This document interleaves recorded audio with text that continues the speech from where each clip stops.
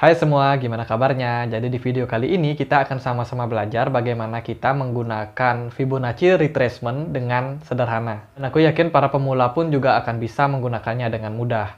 Tapi sebelumnya buat kamu yang ketinggalan tentang video aku yang membahas tentang dasar-dasar analisa teknikal, itu kalian bisa cek di kolom deskripsi. Jadi ada baiknya sebelum kita lanjut ke penggunaan Fibonacci retracement ini, kalian simak dulu video aku yang kemarin tentang dasar-dasar analisa teknikal. Dan jangan lupa untuk selalu support channel ini dengan cara klik like, komen, dan juga subscribe. Oh ya, kita juga punya grup WA dan juga Telegram. Silakan kalian gabung dengan link yang aku taruh di kolom deskripsi.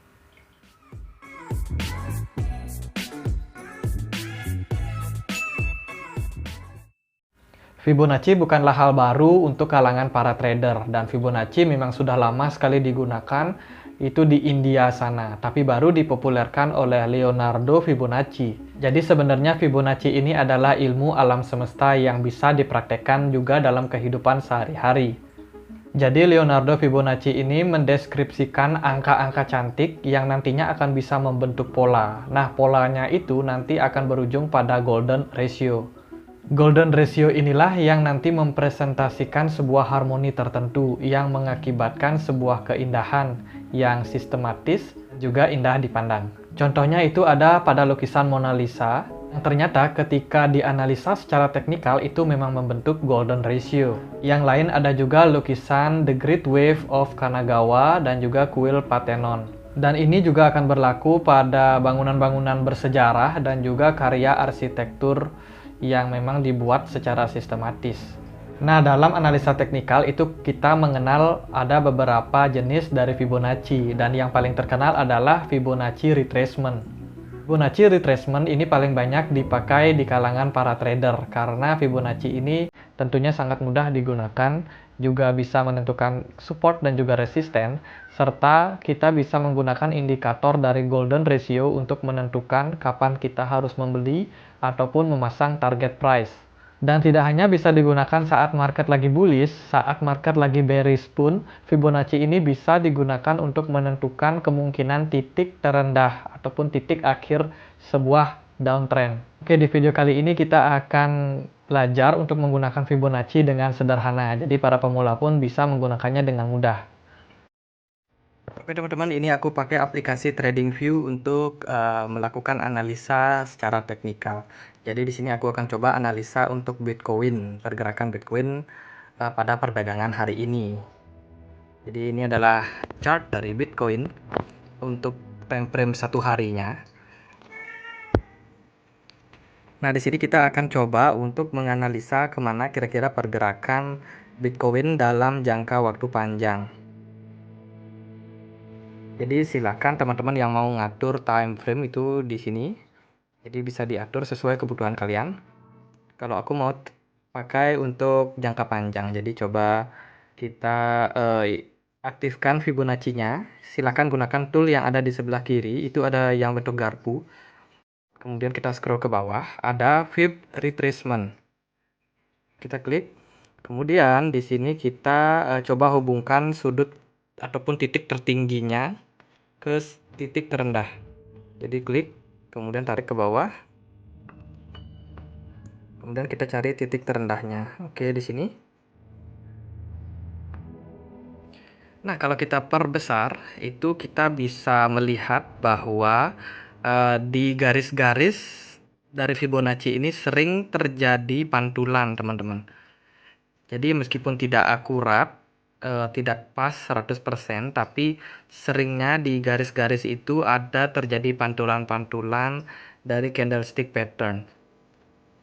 Itu karena Fibonacci memang bisa digunakan sebagai support dan juga resisten untuk memudahkan kita dalam melakukan analisa. Jadi kalau dilihat dari sini memang untuk Bitcoin sendiri sudah turun di bawah golden ratio-nya, yaitu di 61,8%. Jadi kita mengenal ada dua golden ratio, yaitu di 61,8 dan juga di 161,8.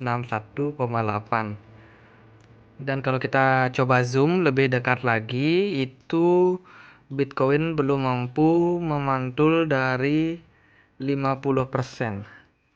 Jadi sekarang ayo kita coba untuk melihat kemana kira-kira pergerakan dari Bitcoin ini. Nah, jadi teman-teman, Fibonacci ini nggak bisa berdiri sendirinya. Dia juga perlu bantuan dari indikator lain.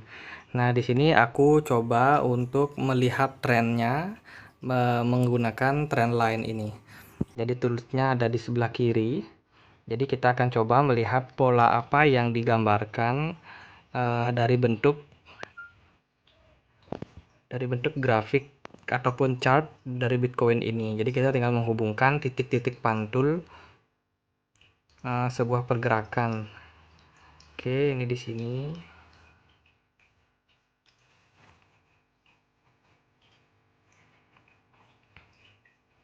Jadi polanya seperti ini. Nah, kemudian kalau kalian sudah bisa membuat pola trend line seperti ini, itu kita bisa cek di Google. Kira-kira pola apa yang mirip dengan bentuk ini. Jadi kalau kalian mau mencoba melihat bagaimana pola-pola reversal, itu kalian tinggal masuk ke Google. Itu kalian bisa cek pola reversal. Oke, pakai yang saham aja. Kemudian klik image. Nah, kalau sudah di sini ada banyak polanya. Jadi ini kita pakai contoh membentuk pola yang ini teman-teman. Ada bearish rising weight. Kalian juga bisa simpan gambar ini di galeri kalian supaya kalian lebih mudah untuk melakukan analisa teknikal.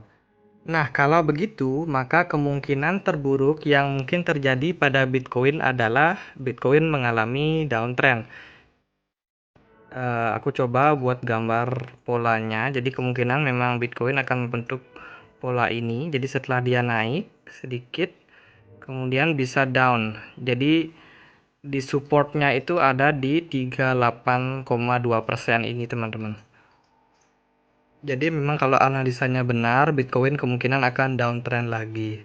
Nah, bagi kalian yang sudah mengetahui hal ini, kalian bisa untuk membatasi yang namanya trading kalian. Jadi jangan kalian gunakan ataupun mengambil risiko yang lebih besar jika kalian memang sudah memiliki analisa yang kemungkinan terjadi penurunan.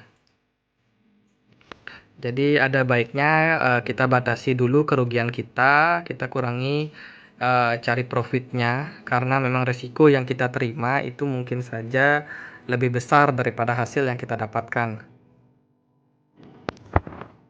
Nah, tapi jika kalian ingin melakukan trading dalam jangka waktu yang pendek, itu bisa kalian ganti time frame-nya. Itu misalkan kita mau trading harian nih. Jadi trading mungkin 3 hari sekali, itu bisa pakai yang 4 jam aja. Kemudian akan lebih jelas terlihat pola candlestick-nya. Nah, kalau seperti ini kan mungkin kita kurang detail ya melihat karena jarak support dan resistennya terlalu jauh. Jadi kita bisa atur ulang lagi untuk Fibonacci-nya. Jadi kita hapus dulu. Kita coba buat Fibonacci-nya ulang. Jadi masuk ke sini, kemudian cari Fibonacci retracement. Kita ambil dari titik paling tinggi yang bisa kita jangkau. Usahakan ambil di titik di mana terjadi pantulan.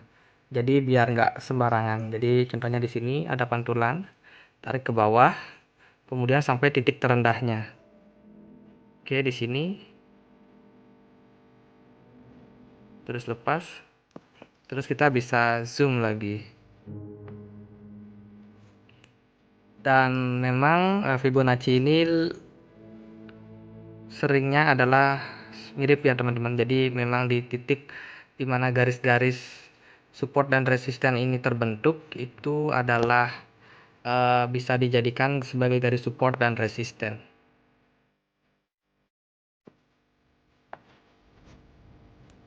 Jadi kalau analisanya seperti ini, kalau memang pola ini benar terjadi, kemungkinan turunnya nggak sampai di bawah, tapi sampai di titik supportnya.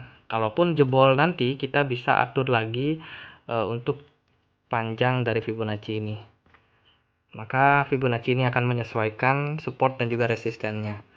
Jadi begitulah cara kita bisa menggunakan Fibonacci ini. Jadi yang seperti kita pelajari tadi, kalau Fibonacci ini memiliki golden ratio ada di 61,80. Nah, kalau kita lihat di sini, pergerakannya itu selalu gagal untuk ke area resisten 61,8 ini, sehingga kemungkinan untuk Bitcoin sendiri akan terus dibawa turun, teman-teman. Jadi sampai terjadi pola bullish yang memang cukup kuat dan juga mengisyaratkan kalau Bitcoin akan naik. Jika Bitcoin bisa menembus titik 61,8 ini, kemungkinan Bitcoin akan tetap lanjut naik sampai di golden ratio berikutnya ada di 61,8. Jadi kalau ini kita tarik lagi, ya oke lah, kemungkinan akan sampai di sini lagi, teman-teman, di titik tertingginya. Udah, sekian aja video kali ini, semoga bisa membantu teman-teman. Jangan lupa untuk selalu support channel ini dengan cara klik like, komen, dan juga subscribe. Tapi kalau kalian masih bingung, silahkan join ke grup Telegram ataupun WA kami, dan kita akan belajar sama-sama di sana. Akhir kata, saya Andre, makasih.